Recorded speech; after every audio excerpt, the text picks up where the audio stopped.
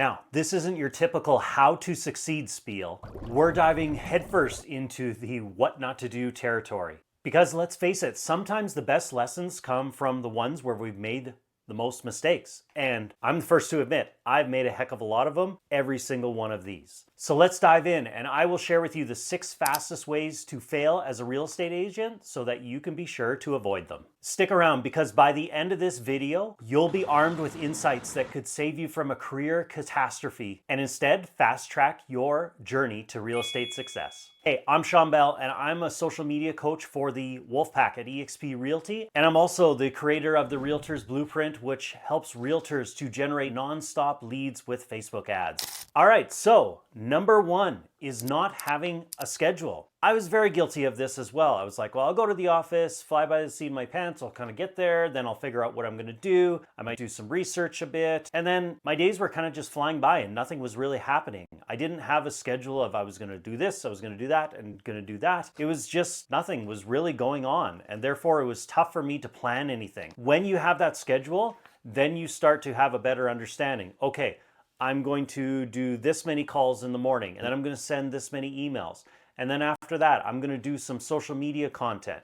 Maybe in the afternoon is when I'm doing all my research or when I'm checking different emails that may come in. When you can time block like this and you actually have a schedule, you're going to be a lot more productive versus when you fly by the seat of your pants. And I get it. As a real estate agent, things come unexpectedly. I was able to luckily consistently rank in the top 1% across the nation. And yes, I had things come up nonstop that were unexpected.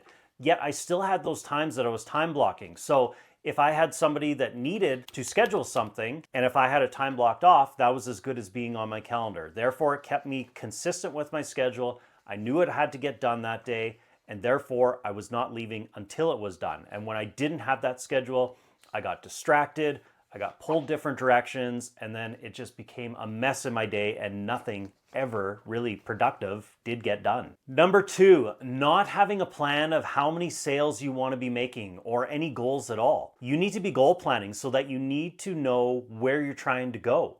If you don't know where you're going, then how the heck are you supposed to get there? Again, I was a big failure on this one. It's like, well, I'll just make my sales, I'll be happy, call it good.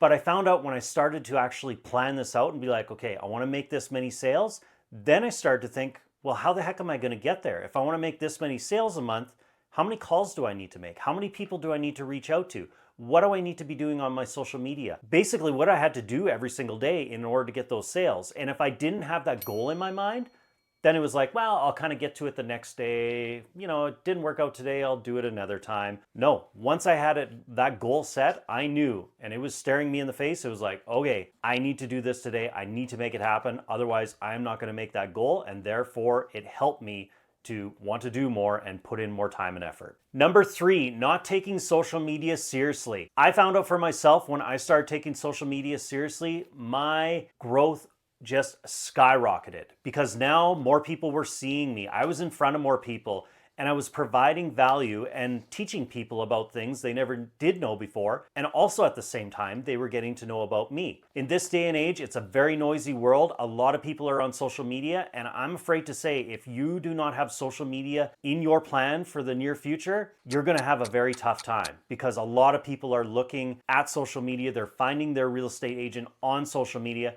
And therefore, you need to be in front of them. You need to be found. And the beauty part of this, a lot of realtors, likely 90 to 95% of them, are doing this incorrectly or they're giving up. So there's a huge opportunity for you to come in, take control of the market, blast all that good information out there, and be top of mind within your community. And aside from that, if you want to increase your strategy and leads through Facebook ads, I actually have a free guide. In this free guide, it is my 5 killer Facebook ads that generated me 268 leads in 7 days. So if that's something you want to use to give yourself a leg up on the competition and start generating nonstop leads right away, then comment below with free guide and I will send it to you. Number 4, not sticking to 1 or 2 strategies. If there is anyone on this planet that has squirrel syndrome, you're looking at them right here.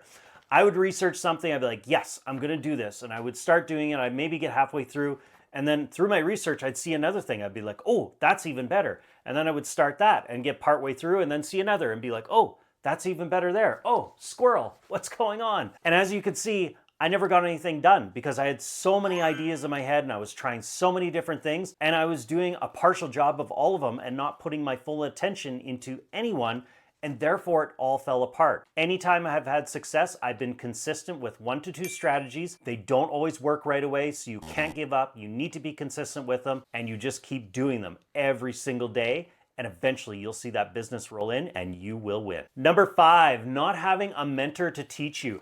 I was very lucky at an early age in my real estate business. I started when I was 19 and I had a mentor.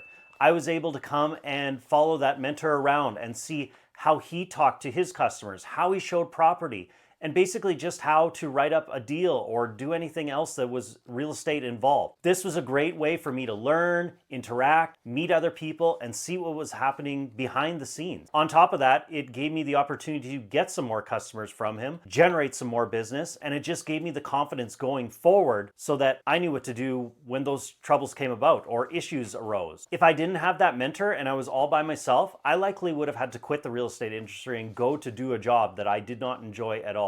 Therefore, I'm very grateful I had this. It's not something I realized I needed, but now that I did have it, I recommend it to every single realtor. Go out there, find a mentor, even if you need to help them out for free and kind of be like an intern. Yes, you're working for free, but you're still getting a wealth of knowledge that's going to help you going forward for the rest of your life. And number 6 is accountability. You need to have that person that is there cheering you on, pushing you, wanting you to do more. For years, I have done different things in my business, and at times, especially my recent career as a real estate coach, I was by myself. I was an island. Therefore, I didn't have anybody that was pushing me saying, hey, you should do this, or here's a new idea for you. Therefore, I was doing all the research myself. I didn't know new ideas to do. I didn't know what was working, and I had to try to figure it out.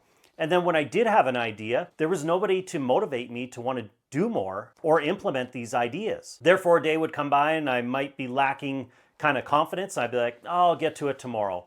And then tomorrow ended up being next week. And then it ended up being next month. And then sometimes those ideas never happen. Now that I've lined myself with a team and a group of like-minded individuals, they're cheering me on. They want to see me win.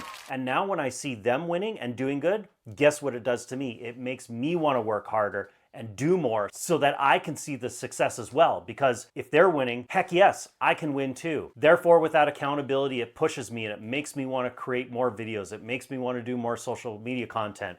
I'm creating this video late at night right now because guess what? I have a goal in mind and I have the accountability because I've told everybody my goal, and it makes me want to do more. So you need to have that accountability. Speaking of which, if you want to avoid every single mistake I've talked about in this video and you want to jumpstart your career, then reach out to me. I would love to have a conversation with you, see if you'd be a good fit to partner with me and my team, where we're gonna do all of this for you. We're going to help you with scheduling, goal planning, social media training for free, learning strategies to help you make more sales, mentorship, and more importantly, accountability. Like I said, it's a group of like-minded individuals. They would all love to see you win, but it's not for everybody. Therefore, click on the link. I would love to book a call with you, ask you a few questions, and see if it would be a good fit or not going forward. Otherwise, that's it. Thank you for watching this video. I hope you can learn from my mistakes and you don't make these same mistakes I did. If you have any questions, feel free to reach out. Otherwise, I wish you the best of luck.